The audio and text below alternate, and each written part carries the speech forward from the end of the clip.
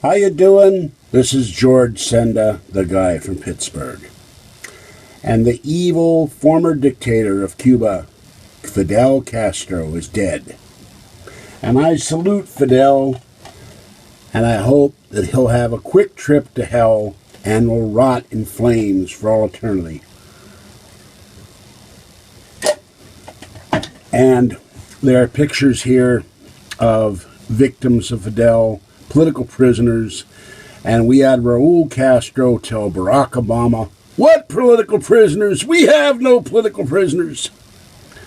But I can remember as a child the New York Times stories, or should I say the New York Slimes, because they've always lied, even back in the 50s, that Castro was a patriot, he was not a communist, and he killed thousands, or his secret police did, or his jailers, thousands of innocent Cubans, raped women, not personally perhaps, tortured thousands, spread revolution and failed revolution, and was the number 2 man responsible for turning not only Cuba into a hellhole, but Venezuela as well, which used to be one of the most prosperous countries in South America. So Fidel Castro is dead, good riddance. And if Trump has any sense, he'll change some of Barack Obama's policies on Cuba. Because Cuba has a horrible history of human rights violations.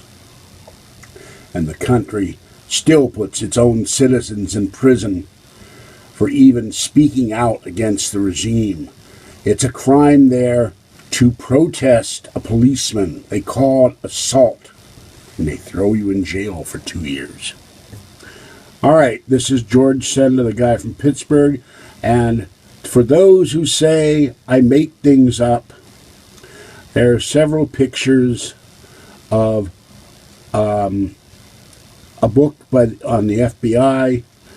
The nephew of Raoul Desvernine, who was a FBI agent for years, who talked about Raoul Desvernine in an interview. My mother took care of the man and worked for the man after he had a stroke in the early 60s. Raoul Desvernine was not only an anti-FDR Republican, he was very much an anti-Castro Cuban American.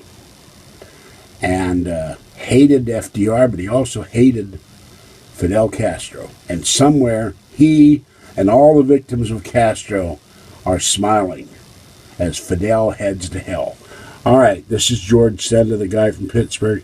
Have a great evening and stay safe out there. Bye-bye.